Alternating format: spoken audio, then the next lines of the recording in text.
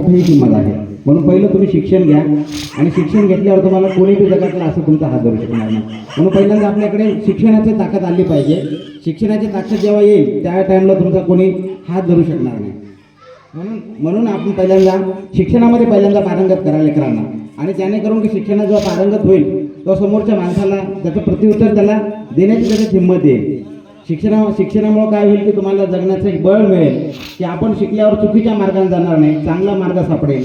आणि चांगला मार्ग सापडल्यावर तुम्हाला निर्णयसुद्धा चांगलेच घेता येतील. चांगल्या वाईट ह्या संगती तुम्हाला शिक्षणामुळे चांगल्या मिळत असतात.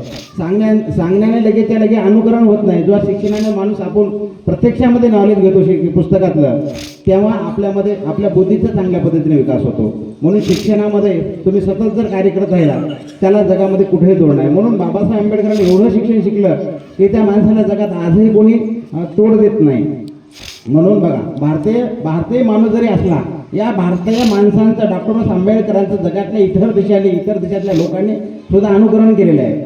अमेरिकेचे राष्ट्राध्यक्ष असलेले बराक ओबामा डॉक्टर बाबासाहेबांचं अनुकरण घेऊन निग्रो असूनही अमेरिकेसारख्या देशामध्ये त्या देशाचे राष्ट्रपती होऊ शकतात. आणि त्याच राष्ट्रपती झाल्यानंतर त्यांनी त्याच कोलंबिया विद्यापीठामध्ये डॉक्टर बाबासाहेब आंबेडकरांनी जे 100 वर्षापूर्वी शिक्षण घेऊन त्यांचं नाव असलेलं सर्व इतिहास काढून पाहतात.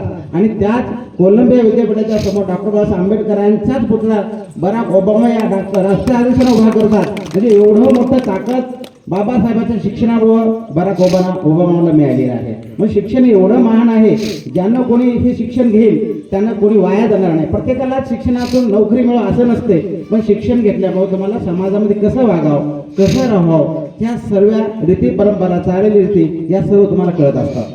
म्हणून मी एवढं सांगतो की आपल्या समाजामध्ये कुठेही असू द्या, कोणीही समाज असू द्या, ज्या समाजानं शिक्षणामध्ये चांगलं पाऊल उचललेलं आहे तो समाज पुढे गेलेला आहे. म्हणून आपल्या लहान लेकरांना, बाळांना शिक्षणासाठी जेवढं काय प्रयत्न करता येईल, माता भगिनीने या सर्वांना प्रयत्न करायला पाहिजे, तेव्हाच आपल्या समाजाचा विकास होतो. म्हणून बघा, अनावश्यकची परिस्थिती आपल्याला प्रत्येकाला माहीत आहे. बाबा फार गरिबीतून शिकले, दीड शाळा शिकले, त्यांना शिक्षण घेता आलं नाही परिस्थितीमुळे.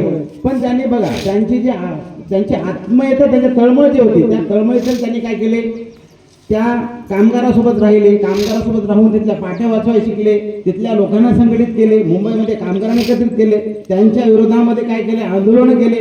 म्हणून जेव्हा 1947ला भारत देश स्वतंत्र झाला होता त्याच टाइमला ह्या माणसाने मुंबईतल्या सर्व कामगारांना एकत्रित करून आणि देशाच्या सरकारच्या विरोधात जाऊन 15 ऑगस्ट 1947ला मुंबईच्या विधानसभेवर जेव्हा मोर्चा काढतात आणि सांगतात ये आजादी झूठी है, देश की जनता भूकी आहे, एवढा मोठा नारा देणारे हे महामानव साधे नव्हते अनुभवासाठी. याच्यावरून तुम्हाला कळतंय की बाबा या माणसांना परिस्थिती अनुभवली, जी अनुभवलं जीवनामध्ये प्रत्येक गोष्ट पाहिली, त्या प्रत्येक गोष्टीने त्यांनी काय केले, पुस्तक रूपाने आपल्याला देऊन गेलेली आहे. म्हणून सांगतात बाबासाहेबांची प्रत्यक्षात भेट झाली असो नसो, म्हणून म्हणले अनुभवते माझी महिना गावावर राहिली, माझ्या जीवाची होते कायली, ते सुद्धा त्यांनी वाक्यरचना सांगून गेले. आणि भीमाबद्दल बी त्यांनी बोललेले आहेत.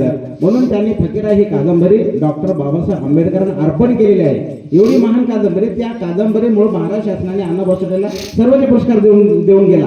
पण तीच कादंबरी अण्णाभाऊ साठे यांनी डॉक्टर बाबासाहेब आंबेडकर अर्पण केली होती. बघा किती मोठं महान कार्य, तत्व त्यांचं म्हणावं लागेल. म्हणजे बाबासाहेब कुठंतरी, बाबासाहेबाला अण्णाभाऊ साठे कुठं ना कुठं त्यांचं चरित्र, आत्मचरित्र, त्यांचे कार्य त्यांनी पाहिलेच होते.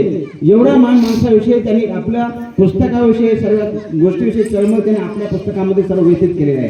म्हणून बाबासाहेबाचं सर्व तत्व अण्णाभाऊ साठेंनी स्वीकारलं म्हणता येईल. किंवा जरी समजा अण्णाभाऊ साठेला वाटत नसलं तरी बाबासाहेबाबद्दल, तरी ते कॉम्रेड जरी असलं तर त्यांनी सर्व लोकांना, कामगारांना, सर्व लोकांना एकत्र घेऊन चालण्याचा काम या ठिकाणी अण्णाभाऊ साठेंनी केले आहे. म्हणून अण्णाभाऊ साठेला जेव्हा रशियामधून बोलवण्यात आलं होतं त्या टाइमला रशियामध्ये गेले, प्रथमतः तिथं जाऊन शिवाजी महाराजांचा पोवाडा त्या ठिकाणी गायला. बघा कसा असेल, भारतातला सर्वोच्च राजा होऊन गेलेला त्या राज्याविषयी त्या रशियामध्ये सुद्धा जाऊन त्यांनी काय केलेलं आहे, सर्वोच्च असा शिवाजी महाराजांचा पोवाडा गायला. तिथं सुद्धा स्टॅलिनग्राडचा पोवाडा गायला. आपलं प्रवासवरून त्या ठिकाणी काय रशिया आहे